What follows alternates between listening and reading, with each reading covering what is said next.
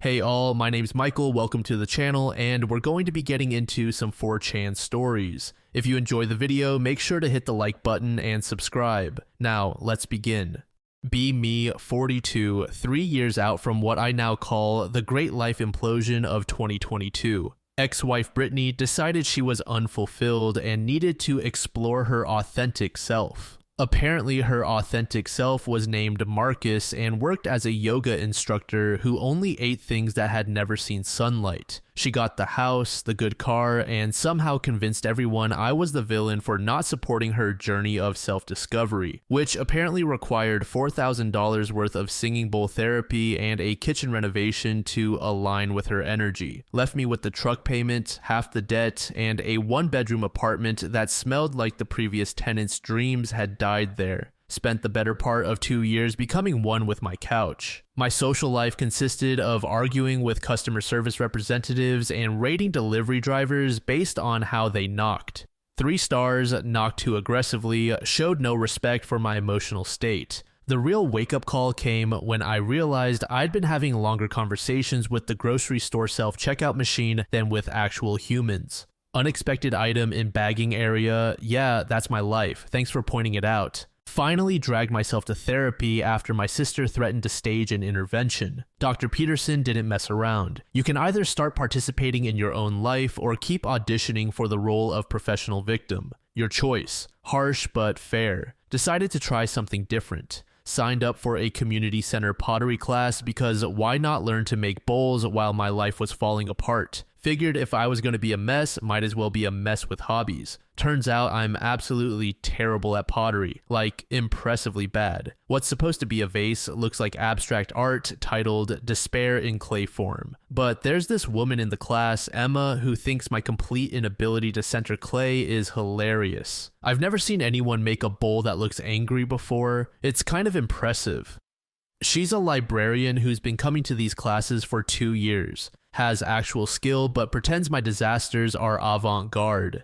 We start getting coffee after class. She listens to me explain my theories about why pottery wheels are clearly designed by people who hate happiness. Finds my bitter commentary about craft supplies genuinely entertaining. Somehow this turns into actual dates. Emma is nothing like Brittany. Doesn't care that my apartment looks like it was furnished by someone who gave up on life. Thinks it's sweet when I text her pictures of cats I see during my lunch walks. Laughs when I mess up simple tasks instead of writing it down in her mental notebook of things that need fixing. Doesn't try to improve me or suggest I need to find my center through expensive workshops. Just wants to watch horror movies and eat Chinese takeout straight from the containers. She even pretends I'm good at pottery. This woman watched me create what can only be described as a ceramic hate crime and said, "I love how experimental you are." Me, a grown man who once got a participation trophy in Little League and cried about it, somehow has a girlfriend who thinks I'm worth her time. Life's weird, man. Cut to 3 weeks ago.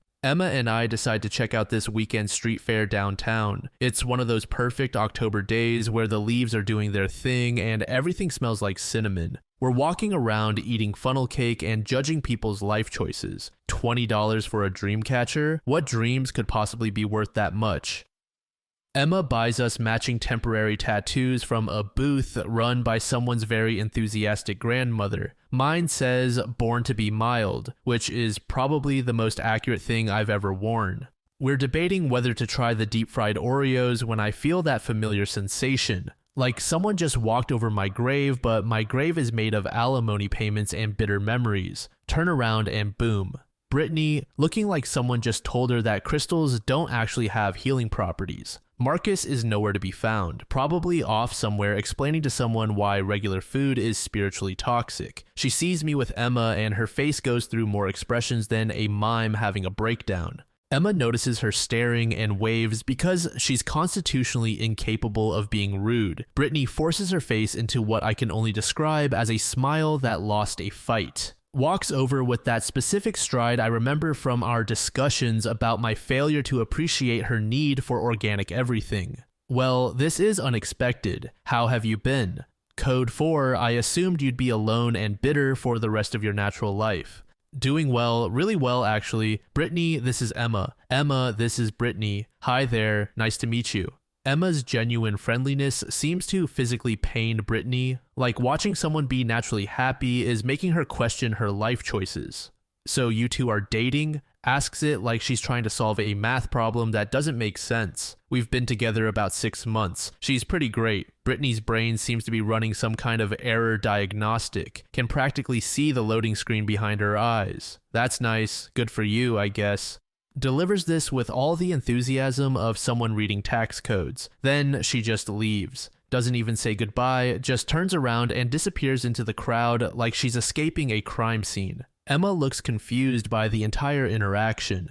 Friend of yours? Used to be married to her. Long story. Ah, she seemed intense. We buy overpriced kettle corn and keep walking. Emma tells me about this book club. She's starting at the library, gets excited talking about getting people to read more. Sun's hitting her hair just right, and I realize I'm actually happy. Not just not sad, but genuinely stupidly happy. That night, my phone starts blowing up. Text after text from Brittany's number. Interesting seeing you today. Didn't realize that you were seeing someone. Hope she knows what she's getting into. Just looking out for her, you know how you can be. Classic Brittany, somehow making my happiness about her concern for others. 3 years later, and she still thinks she's the narrator of my story. Screenshot the messages, send them to my lawyer with a note about harassment, block the number, add it to the collection of blocked numbers that's becoming its own contact folder. Put the phone in airplane mode and focus on Emma. She's reading on the couch, occasionally making faces at whatever's happening in her book.